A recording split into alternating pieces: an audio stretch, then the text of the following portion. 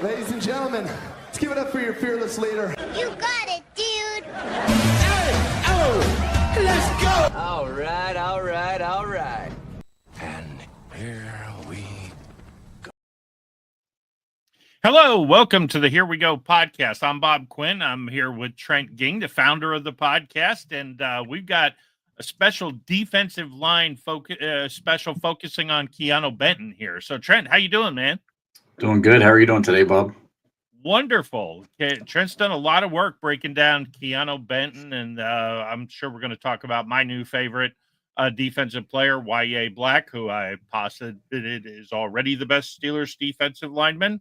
No offense to he who shall not be named on this podcast, other than in a positive way. I promise no shots today. That's my only one. I promise. All right. Maybe. I don't believe that, Bob. Not for a second. So, Trent, let's talk a little bit about this. Is Keeanu Benton going into the third year? I thought he had a really good rookie season. I thought he took a step back last season. Tell us what's going on with him. I think he's kind of an interesting one. So this is kind of like, really, this is his contract year in a sense. Like second round pick, this is the time that you really want to see him take off and be the guy. There's potential in pretty much all phases of the game. And I know that the team's probably going to use him as a 3-down defensive lineman. I'm going to kind of make an argument that he should be more of a rotational piece today, because I think there's some things that are showing up on the film where he's just he's not progressing in the way that you would want him to from a full-time, 3-down defensive lineman. I think it's going to be Cam Hayward, and I think it's going to be a lot of Derek Harmon. And I don't know if there's another guy on the team that's a 3-down lineman yet. I think your guy's coming. If he can carry the preseason into the regular season as a rookie, he could be a strong candidate for that. But Keeanu Benton, I think he needs to be in a rotation. So I broke down all 3 of the games, and I have some notes here that I'll be going over. But I really think that I don't know if he's getting a second contract. I know a lot of people like him. He's a much better pass rusher than he is a run defender, and it shows up on the film.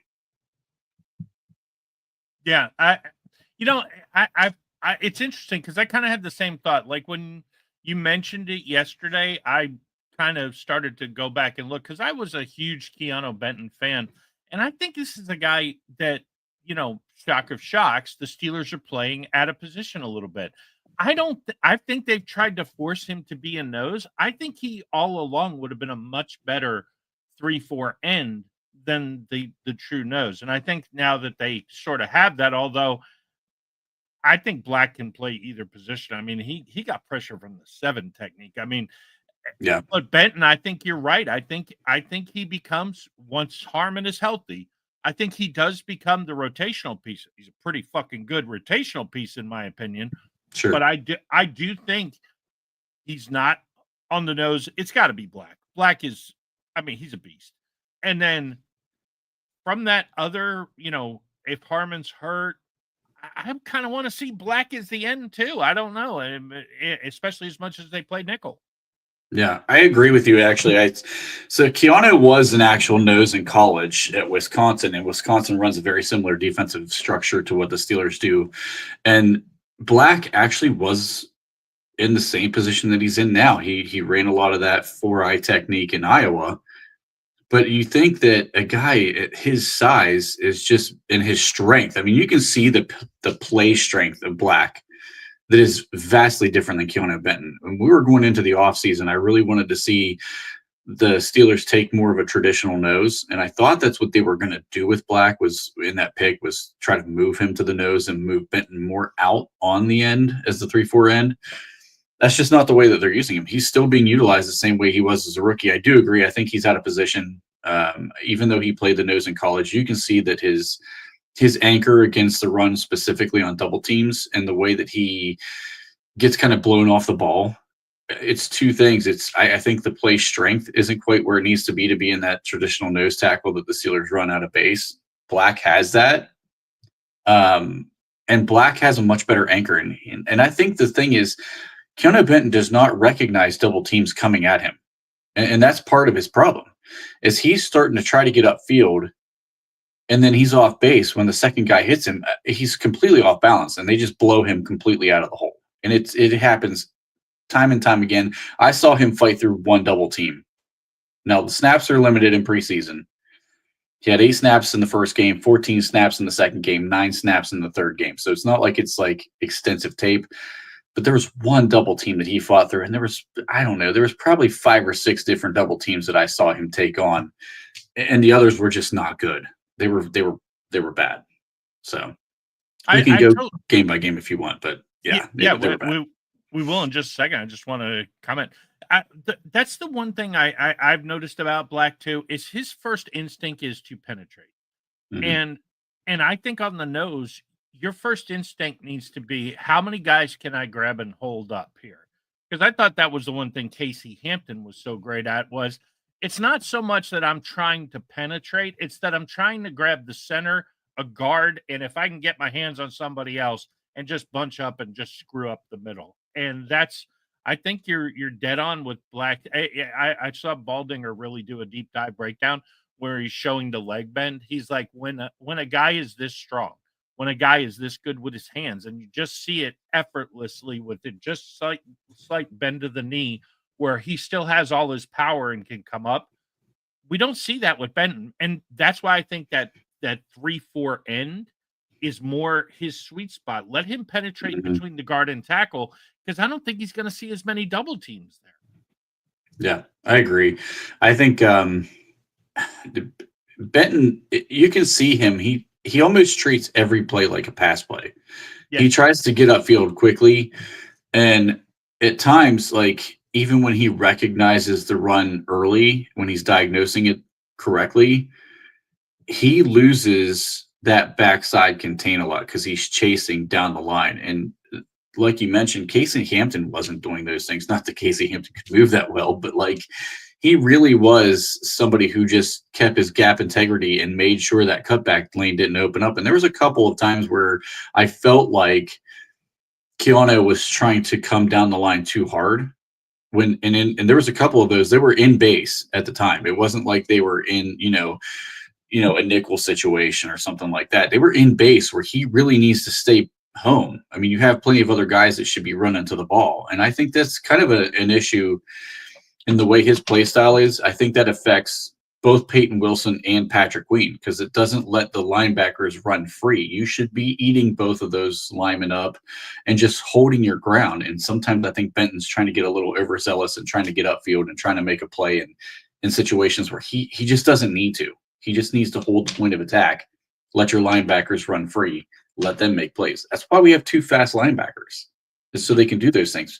He's just not doing his part to hold the contain, and I think that's the big issue. Well, let's get into the games. Tell me what you saw in the Jaguars game.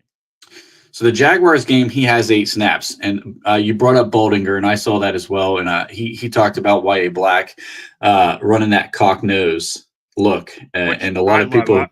Yeah. Yes, the traditional, like the Steelers fans, they know what the cock nose looks like. They've seen that through the past. I heard him talk about some throwback of Joe Green being happy about seeing the way that this looks.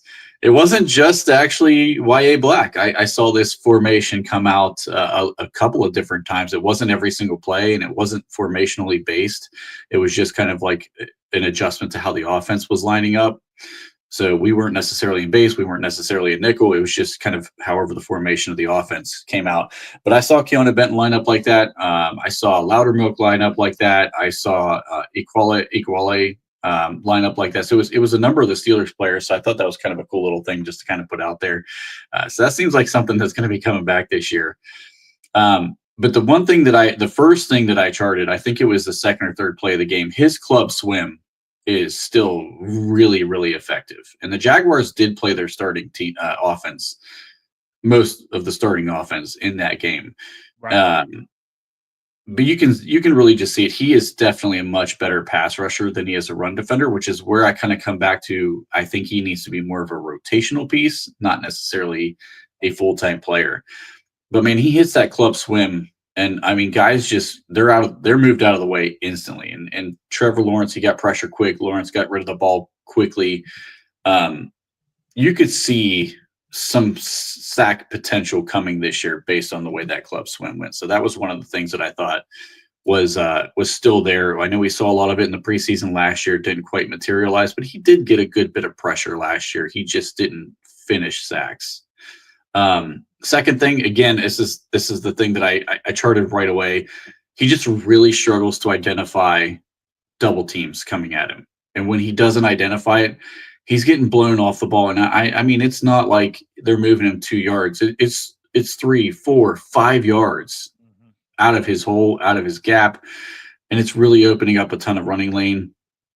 I mean, he's learning to use his hands, get his hands up in the passing game. So I think something he has taken away from Cam Hayward. Cam Hayward is really good at breaking up balls, getting his hands up in the passing lanes. Keeanu Benton did that, I think, twice in that Jaguars game in 8 reps. One of them he did get a PBU. One of them he actually, neither he got a PBU in this one. It was the second game.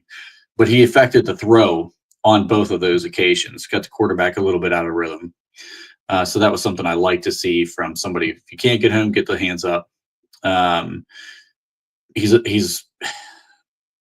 So when he is the guy who's the stunter, not the guy setting up the stunt, he is freaking slow.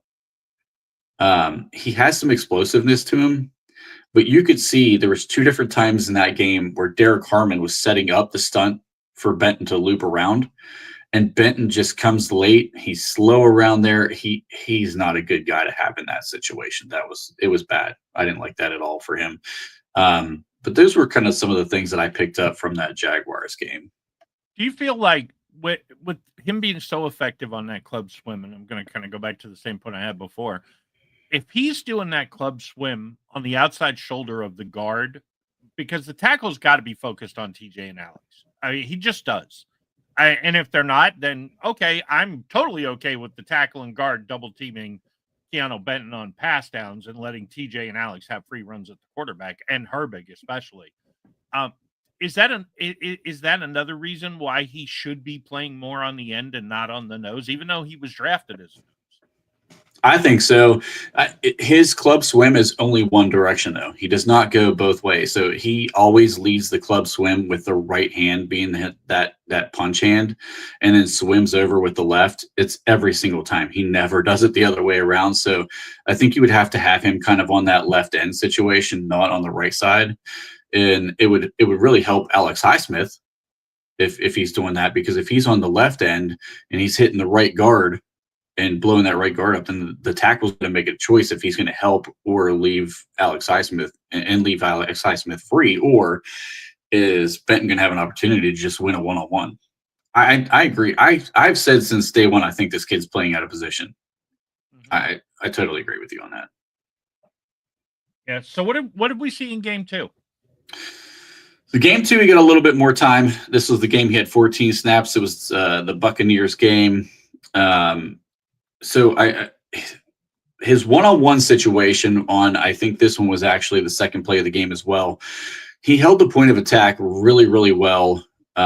He threw the center to the ground on the first play, and he had strong hands. So one of the things that I started to identify in the second game, because he was getting a little bit more playing time, I think, is when he is aggressive in the run game and he's not trying to get upfield and he's actually attacking the lineman, he does have strong hands when he wants to. And on that second play, he really had a great job of, it was supposed to come up his gap.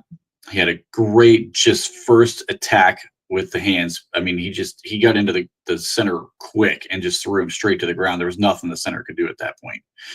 I thought that was a great job, and that's something that I'd like to see him be a little more consistent with. And then the very next thing, I think it was like 3 plays later, he gets his first double team and he's completely moved out of the spot again. I think this one was only 3 yards off the spot, but 3 yards off the spot from your nose tackle was a huge, huge deal. And that's where you start talking about teams like Baltimore and Derrick Henry. You can't get moved off your spot 3 yards against a team like that and let Derrick Henry have that head start. I mean, you're asking a lot of your linebackers at that point. So didn't identify the double team. He got moved off his spot really quickly. It was a situation where, again, he's trying to come upfield. I don't think it was the club swim, but he was trying to make a move on the center, and the backside guard actually came through and really cleaned him out. And if the running back had identified the cutback lane, it was going to go for a huge gain. They didn't do that, luckily, but that's something that's concerning. Again, a second game pass rush is still much more effective than the run defense. That was something I charted. Double team came slow. Benton holds his ground to the line just fine in that one. The recognition was still an issue, but because the double team was a little bit slow on one of the next plays that I had him charted for, he was able to kind of anchor down because that time he saw it coming and he held his ground just fine. And that's hopefully what you want to see him do, start recognizing plays a little bit quicker. This was the play. This is the one where I did chart where he had the PBU, got the hands up in the passing lane, kept his eyes on the quarterback, which I think sometimes he can drop his head a little bit in his pass rush. But this time he kept his head up, eyes on the quarterback, saw the quarterback was getting ready to throw in his lane, gets the hands up, broke up the ball. Great job. Another pass rush situation. He had violent hands threw the guard to the ground, threw him backwards about 3 yards, didn't throw him to the ground, caused a rush throw on the quarterback. Turns out to be an incompletion and a play that could have been an easy completion, to be honest with you. Now, this was one that I think is important. He set up a stunt for Jack Sawyer. Now, one of the things about Benton being a good pass rusher is when he's setting up a stunt, he's going to draw some attention. So when he actually sets this stunt up, he goes to the outside shoulder of the guard, between the guard and the tackle, pushes both guys upfield, and gives Sawyer a ton of room to loop back around. Sawyer came in, he rushed a throw, got a hit on the quarterback. That's something that I think Benton can really be effective at. And when I go back to that first game, thinking about how Derek Harmon was trying to set up Keeanu Benton, those roles need to flip. I think watching that, Benton needs to be the guy, is the lead guy in the stunt, and whoever else is playing off of him needs to be the guy coming around, because that was a fantastic job by him, the way he set that up. It didn't even look like a stunt from his standpoint. It just looked like a pure pass rusher where he was trying to get through the guard, and it worked out great. There was a play where he does use this club swim in the run game, which was the rare time I saw that one. So I don't know if he just kind of misidentified the play and thought it was a pass and tries to use the club swim, or what happened in that situation. But he hit the club swim, and I mean, he won instantly, and the running back was screwed. There was nowhere to go. He forces the guy to try to do a cutback. There was no lane to cut back to. Turns out to be a tackle for a loss. That was a great one. And then there was another play in the run game. He was one-on-one, and this is where I talk about Benton needing to have heavy hands more consistently. The guard got heavy hands with Benton really early on, a nice, quick early jab, and Benton just goes backwards a couple steps. He doesn't get any drive on the ball. There's nothing he could do, and he was pretty much washed out of the play. So I think looking at that second game, I really liked him in the lead part of the stunt. I liked him getting the hands up and getting the PBU. I really think that he needs to use his hands more consistently, because if he does, that's when he's going to be more effective. And then it's just about tape and understanding and recognition, and maybe working more with Cam Hayward to understand these double teams, because I don't know how you fix that for a guy who's just not seeing it when it's right in front of him like that. I can see when you're like the end, you're not seeing the double team come if it's a puller coming around or something like that. Like, I mean, these guys are sitting right in front of you. You have to identify that better.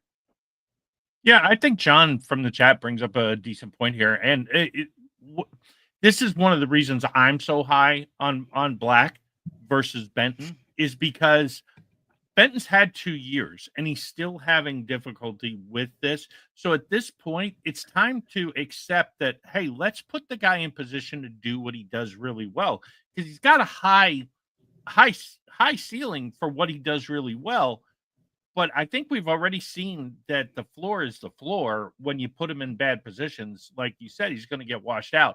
And that's why I think Black, in just a few snaps, has shown more ability to do this and to stand there and soak up all. And let's be honest, the only reason this guy went 5th in the draft is because everybody thought he was just a nose. Mm-hmm. And And in a 3-4 defense, just a nose is pretty damn important. And the fact he can do other things. Now, we need to see those other things against better competition. But I already think he's the best nose guard on the team. And I have a sneaking suspicion he can play that in the nickel, especially while Harmon's out. I especially think it's going to be Cam. It's going to be Black on the field in those situations with Benton, like you said, giving a rest to Cam. He's probably going to play a lot against the Jets because, let's face it, Cam hasn't played all offseason. Yeah.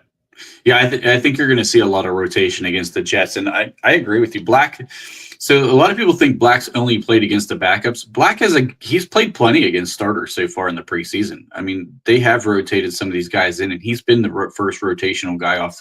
So, like, when they've brought out Keeanu Benton and Derek Harmon, Black is one of the first guys with Loudermilk that steps on the field. So he's playing against starting offensive linemen. He played the starters against Jacksonville, played the starters against the Buccaneers. Now, Panthers didn't play their starters at all. But, he has 2 full games under his belt playing against starting competition, and we saw him play, and he does show up, I think, way more in the run game than what Keeanu Benton has. And I even think Loudermilk and Equale showed up better in the run game than what Keeanu Benton does, if that tells you anything. So I know a lot of people probably aren't high on those 2 guys, but that's where, when I'm going into rotation, especially you start going up against, the run heavy teams like Baltimore, I think I feel better about those guys being on the field than Keeanu Benton at times. And Black, I would definitely throw him in at the nose. I know they're probably not going to do that, but like, for all the talk about, playing guys out of position in Pittsburgh, why not use Black in those situations, use his strength and his anchor and the way that he's able to kind of eat up blocks? Because there was times he does show up on the tape when you're not even paying attention to him. He's facing double teams and he's immovable. And Benton's the complete opposite of that. I would definitely use Black more. I mean, especially with Harmon out, don't you? I know how I feel. I feel like he's got to be out there in the base for sure.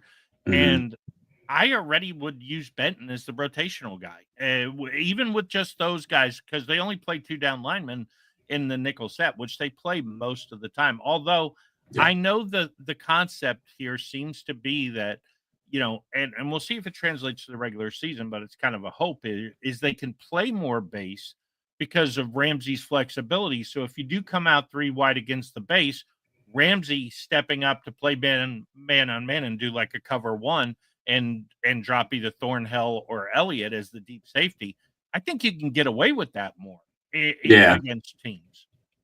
Yeah, I think we were in the nickel like 62 or 64% of the time last year. So it's definitely way more than what our normal base is. I think we only ran base like 26% of the time last year. Well, it wasn't frequent, but Black definitely needs to be on the field if he's going to continue to play the way that he's playing right now, because his tape's ridiculous right now. So what'd you see in game 3 against the Panthers?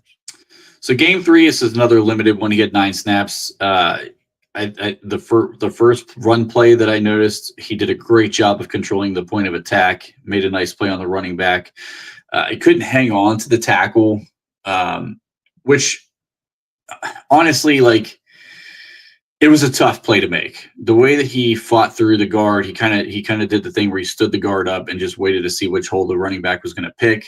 When he saw which hole he was, he kind of shed the offensive lineman, goes to try to tackle the running back, had him around one leg. Probably should have made the play. He held on for a second. The running back ends up breaking it, and it ended up going for a pretty big gain. So you'd like to see him finish that tackle, but it was a tough play. I thought he did a good job in the way that he stood up the lineman in that case. Again, this was a one-on-one situation. This was not a double team. But I think he did a really nice job, and you'd like to see the linebackers help out more in that situation. If he's got the guy by the leg, the guy's squirming to get free, you would like to think that one of our 2 starting linebackers that run 4.4s can get there, and neither of them did. So I thought it was a nice play by Benton. The next play, I think it was the next play actually, they ran a screen play out to Benton's left side. He did a great job identifying the screen. He gets out there really, really early. He beat the corners, safeties, linebackers, and he tried to take up 2 guys so that somebody could come make a play. Nobody gets out there. So he was left by himself out there. But I thought it was a great job from an interior defensive lineman you've got your edge rusher getting upfield. He couldn't get to the quarterback. He identifies the play. He gets out there in space. He tries to hold up to allow the team to come rally and make a play. They didn't do that. So again, this is another situation where he identifies pass game so much better than the run game, because you saw that. I mean, he saw it, he identified it, and he heads straight outside because he sees the pulling lineman. He heads out to go try to make a play.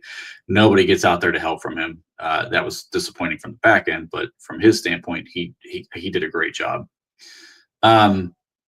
This was a play, again, this is another double team situation. They ran a run play on the back side of where Benton was lined up. Comes off, the center gets a hold of him first. The backside guard gets him. He gets completely washed out of the play again. And had a guy like TJ Watt been out there and held his contain more than I think Welshoff, who was on the field at the time, that cutback lane was massive. And that's a situation where Benton's just trying to come downhill way too hard to get inside the run game. He didn't need to do what he was doing and allowed the double team to kind of eat him up in that situation. That's something that you really need to clean up.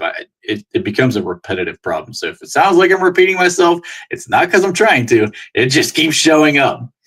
The next one, this is another situation where that damn club swim, man, he wins instantly. I mean, there's nothing the offensive line can do about it.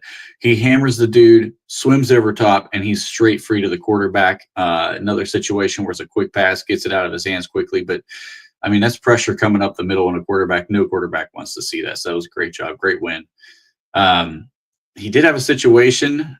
There was a no pass rush at all in a one-on-one situation against the center.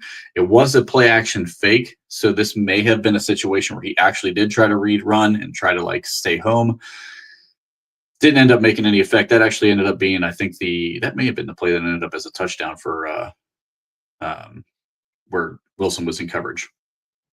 Another situation here, double team, just pushes Benton back 4 yards off the ball. It's a consistent theme every single time you watch him in double team situations. And then there was another situation where he and Jack Sawyer run a stunt. He's the lead in the stunt. Turns out to be a really, really great stunt play. He gets upfield, puts pressure on both the guard and the tackle. Again, Sawyer's able to loop around. The center actually went to the other side. Didn't see Sawyer even looping around. Sawyer got another quarterback hit. So he's really, really good at setting up the stunt if he's the lead man. They need to utilize that in the regular season because he's very good at it. But yeah, that's pretty much what I had charted for the Panthers game. The question is, will they? I hope so. Yeah, and look, the kid's still got a lot of talent. Like you said, he's going into a contract year. Let's put him in position to excel. And if it's a situation where let's face it. I mean, at some point, you've got enough here where if he's your Harmon, Black, and Benton is your line going forward, because eventually within the next year or two it will be. Mm-hmm. I mean, I don't know that you're going to find a high quality replacement for Benton with what you're going to have to commit next draft for quarterback. And there's a rumor now Aaron Rodgers is considering coming back, according to CBS Sports. I think we said it first on this podcast that, I think David said that there's a chance maybe if he plays good and the team has success that he'll come back. I don't think you can invest draft capital into another defensive lineman in the first or second round. But then again, Omar did back-to-back tackles. So I don't know. I do love the idea. I mean, honestly, if they can pull this base thing off that I think they can pull off, if they do it, you have got if a team comes out and sees base and goes passing down, you've got Alex, TJ coming off the edge. And at best, you're one-on-one against Cam, Black, Harmon, Benton. That's a recipe for serious pressure. And when you've got basically nickel coverage on the back end, because Wilson and Queen are good coverage linebackers, now all of a sudden I'm rushing 5 and I'm dropping 6. Good luck. Stop. We want to take TJ, stop those chips. Good luck chipping TJ if it's one-on-one across the offensive line.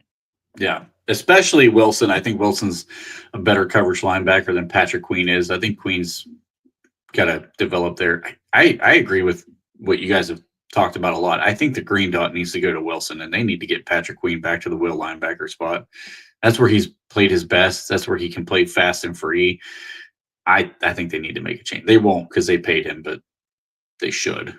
But I agree with you. Like, the two of them can run. And if you have two linebackers that can run like these two can run, and you get some one-on-one situations for a guy like TJ Watt and Alex Highsmith, man, that's tough. And I mean, Cam's no slouch in the pass rush game. He had 8 sacks again last year.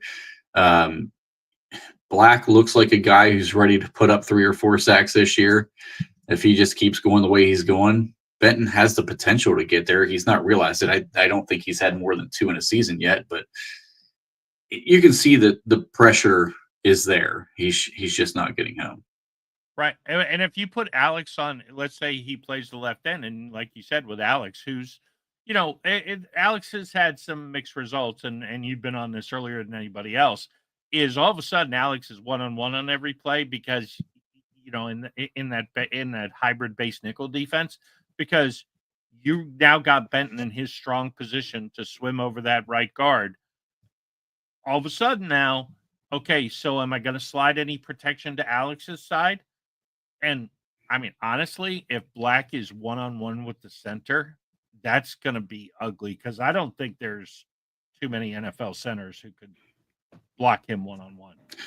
No, that's actually why I thought he should have been moved to the nose, because the centers are typically the lightest guys on the offensive line. And to throw that guy, that monster in front of those guys, you know that they're going to need help against him. There's not a center in the league that I would trust one-on-one. I mean, maybe Creed Humphrey. I don't know, but like, there's not many centers I would trust in the league that would go one-on-one with Black. With his size, his power, his arms are just so long, which I get that's an effective way to use those long arms on the end. But the centers also are the shorter guys of the offensive line too. Yeah. So again, you get those long arms out, they can control the center so much easier. And the way that he's shedding guys right now as a defensive lineman, the couple of times now, I haven't really gone through and done what I've done with Benton on Black necessarily, but he just shows up on film. You can't ignore him. And you see times where he's lined up on the nose, and like Baldinger put that out there. You can just see the way that he's able to control the center. He just grabs on hold of him and he just says, okay, it's a run play. Let me see which way I'm throwing you. And there's nothing they can do about it. They're just standing there waiting to get through it. They know they're not doing anything. It's just incredible. I don't know why we're not going to utilize that more and get Benton back out to a more natural position. That's one of the Tomlin things that drives me crazy about him. I also think make it Jets specific, and I'm sure we'll talk about this a lot more when we preview the Jets game next week or 2 weeks from now. I think with Justin Fields, because okay, he's so mobile. He's the best part of his game is running. Okay, and we know that, it's no secret. Now all of a sudden, if you can play, and this also translates to Lamar and some of the other running backs or running quarterbacks we're going to see, is now all of a sudden I've got Black plugging up the middle. I've got Benton and Cam plugging up between the guard and tackle. I've got TJ and Alex, who are disciplined pass rushers for the most part, coming in the outside lane. Where is a quarterback going to go? I mean, where is if TJ and Alex don't let them escape to the sideline, then I'm sorry Lamar, you're not going to escape up the middle because you got that big monster standing there. Mm-hmm. Yeah, I agree with that. And I'm going to keep going back to this because I was hammering this there was a lot of people really hammering Patrick Queen last year. And I felt like some of it was fair. I felt like some of it was not fair. Relic, yeah, no, he's another one. But like, listen, if you watch the Steelers throughout history, when the Steelers linebackers are effective, they're running free and they're making plays. And you have to have the defensive line hold the point of attack for that to happen. Larry Ogunjobi was horrible at that. Keeanu Benton was horrible at that. So when you looked at what those guys had to deal with, you're constantly getting linemen climbing to the second level to them as soon as the run play is able to be diagnosed. And then they're fighting with linemen. That's not their strength. You got two speed linebackers. Landon Roberts can fight through that. He's a bruiser. He's a guy who can fight through contact. He's going to take the fight to the offensive lineman. That's not Patrick Queen's game, and that's not Peyton Wilson's game. The reason you're drafting or you're signing players like that is because the league's become a passing league. Let's be honest. So you're getting those guys for the pass game more than the run game. But if you want them to be effective in the run game, you really need to let them run free and utilize that speed to get to the ball carriers, to cut off those cutback lanes, to make a play on the ball when they should be able to make a play on the ball. And we're not allowing them to do that because Benton and Larry O were getting blown off the ball so frequently. So that's just the thing. I think Patrick Queen gets a little bit unfair. He does have some way more missed tackles than he should have. That is a completely fair argument because he missed a lot of tackles last year that he should have finished. I just feel like Black would solve a lot of the linebacker problems if he's moved to the nose. I know the team thinks he's going to be a playmaker as an end. You don't need a playmaker in a rotational field. You're picking up all these defensive linemen and you're making this a deep room. You don't need a playmaker across the board with every player. You need somebody who can hold the point of attack. Yeah, I totally agree with that. When you look ahead to the Jets, Fashanu, I hope I'm saying his name right. I still never got it right during the draft process last year. The kid from Penn State is a pretty good prospect at left tackle. He is. And I liked Armand Membo a lot coming out in the draft as the other tackle.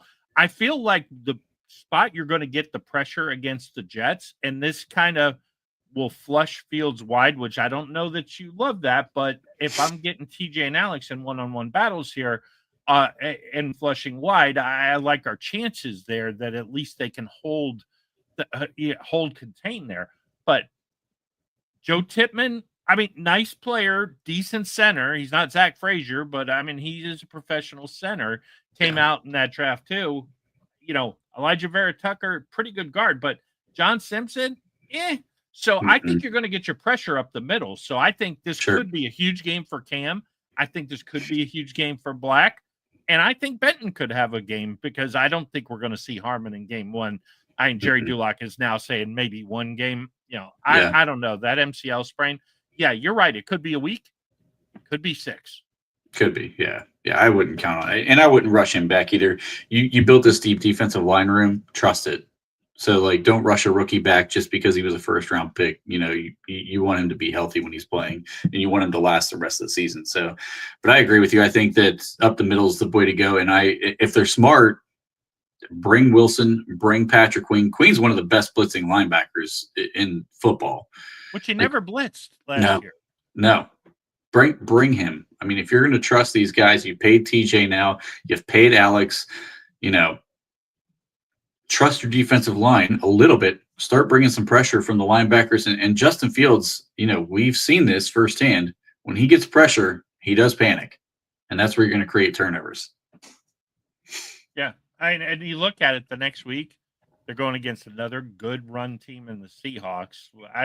Although I feel like the Sam Darnold fans are going to be in for a big fucking rude awakening when O'Connell isn't calling his plays. And no offense to Jackson Smith and Jigba, I took him in fantasy, and I recommend you do too. That's really the only guy they're going to be able to throw to, although Torrey Horton could be a nice player for them by the end of the year. Yeah. Really, you're talking about run-centric teams with the Jets, the Seahawks, and the Patriots. As good as Drake May has been, remains to be seen with that wide receiving core just how much more effective they'll be this year. Yeah.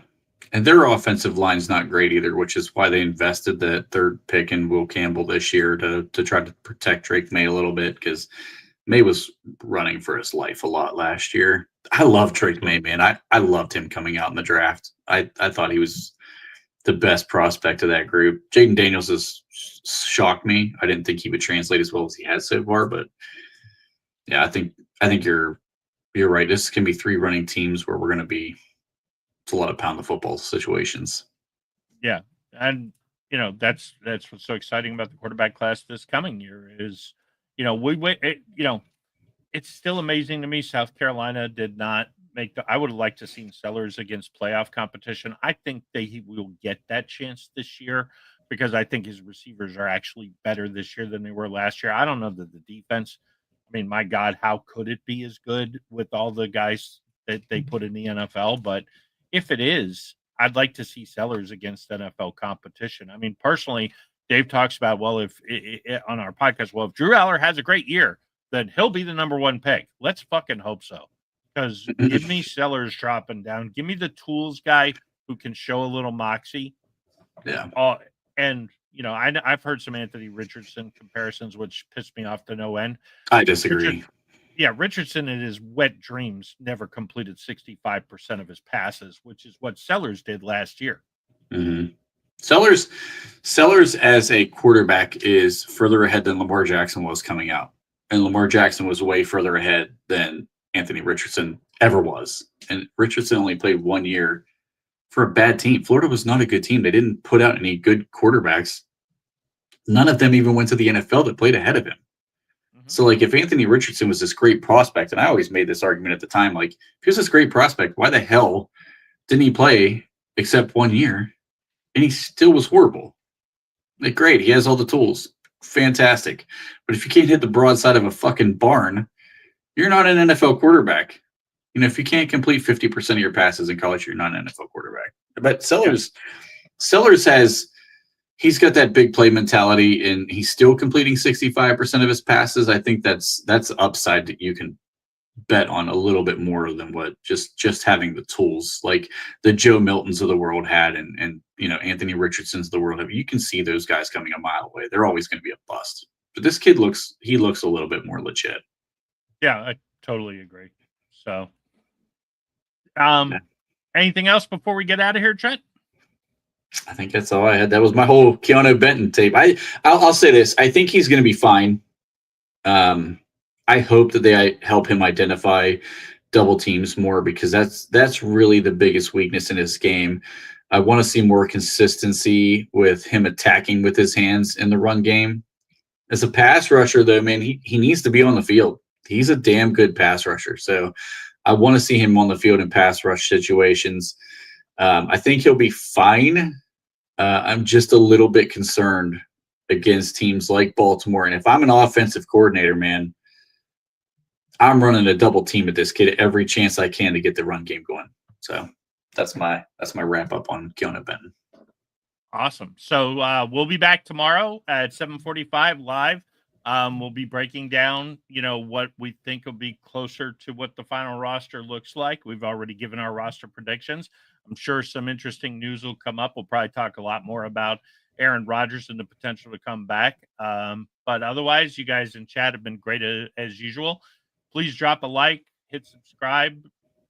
We would love to, you know, to grow the audience even more as the football season comes. And otherwise, have a great night. We'll talk to you guys tomorrow.